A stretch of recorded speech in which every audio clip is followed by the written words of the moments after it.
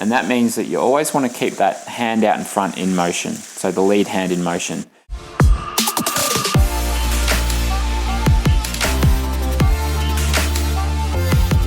Welcome to Feedback Friday. In today's episode we have a swimmer, Torges, who sent his video in. Now in this 50 here, it looks like he's working pretty hard, swimming around 37 to 38 seconds for this 50, which is around the 115 to 116 pace, which is really good. So at that more sprint effort, and for swimming around that pace, there's a lot that you're doing well in the stroke. So let's have a look and see what can we find that's going to help this swimmer be able to hold that over longer distances and to be able to increase the speed from there. So from above, you can see the body position's looking good. He's sitting up well. We've got the head, hips and heels at the surface. The first and probably one of the key things that I'd be looking to adjust here would be the breathing and what happens when he turns the head to breathe.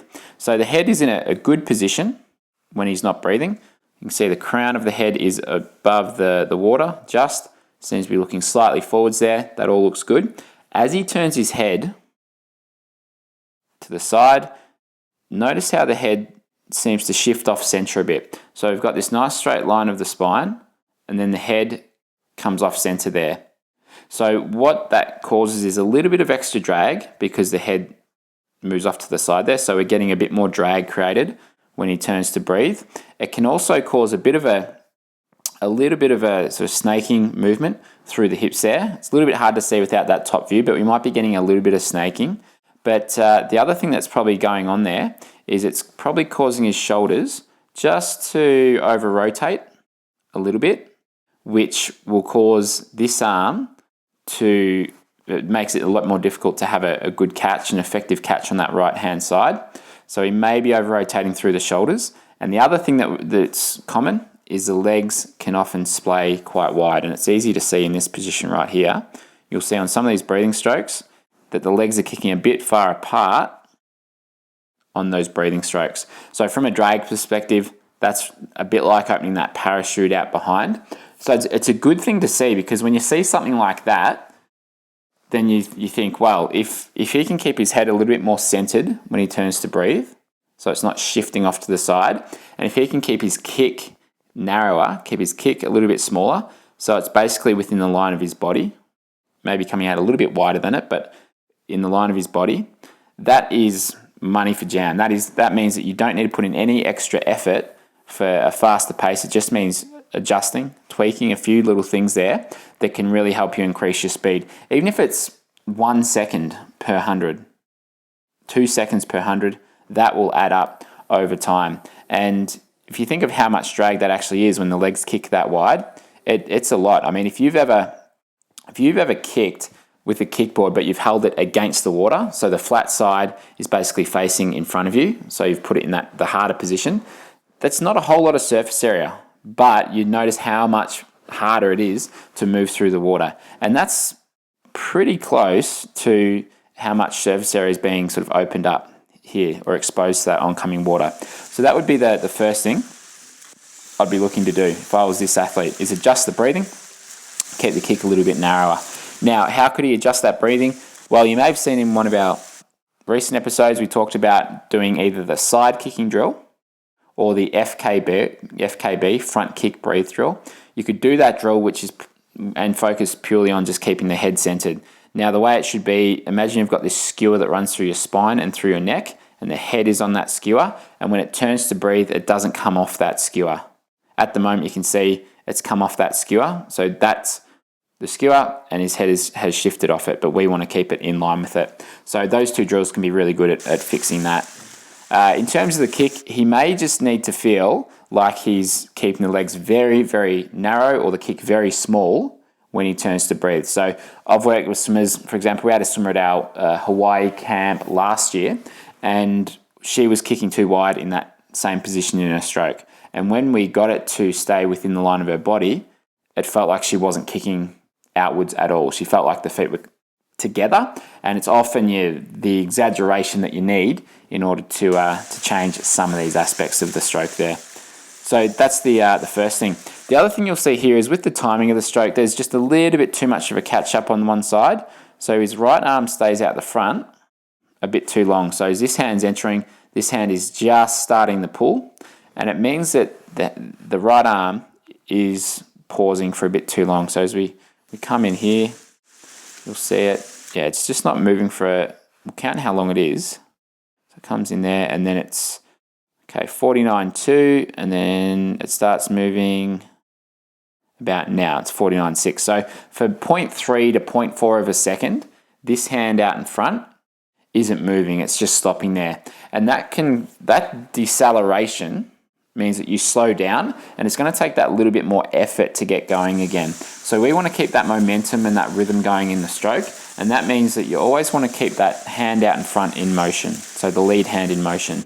Now, it doesn't mean that he should come in and pull straight through. We still want to get that nice bit of reach forwards, somewhat glide or travel on that arm out in front, but the hand should still stay in motion. We don't want it to stop and pause completely. And it's just stopping and pausing for a little bit too long out in front.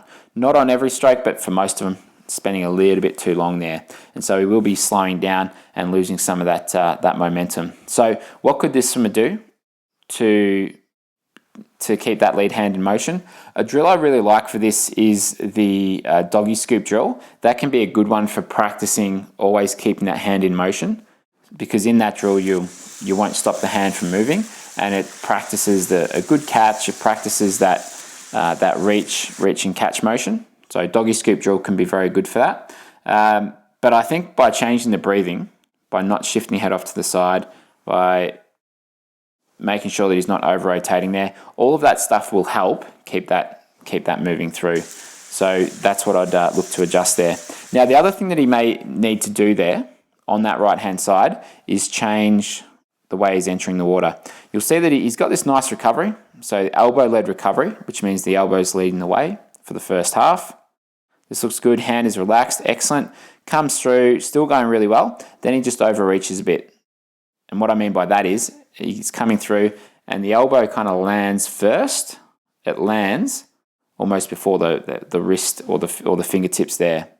So what he might be best off doing is, as he comes over, we want to see the elbow slightly up, the fingers going in first. So the fingers should be entering the water first. That will give him a little bit of room to then slide the hand forwards under the water there, instead of landing almost flat or at full extension, because there you're just going to be pressing down on the water, and it's pretty common to see that hand just sort of hang around a bit too long when that happens. You can see on this left-hand side, that's better. He's just going fingertips first, but that's all you need. Just going fingertips first there, that's better. So on the right-hand side, he may just want to get that hand entry a little bit earlier, so he can then slide the hand forwards under the water, which can help him keep that lead hand in motion and then keep it moving through. And how can he change that? Well, he's really just got to make it feel like he's entering a fair bit earlier than what he's used to doing there. That's probably going to be the thing he has to change. Now, without the front view, we do have an underwater front view here. Let's just see if we can get a sense of his alignment, because sometimes we want to look at, is this swimmer crossing the center when he enters? Because often if the head shifts off to the side when you go to breathe, then it's common for this hand to be coming across and shifting that head off to the side. It looks pretty good from here, from this angle that we can see. So I don't think he needs to change his alignment too much there. But in terms of the catches, a lot he's doing very well there.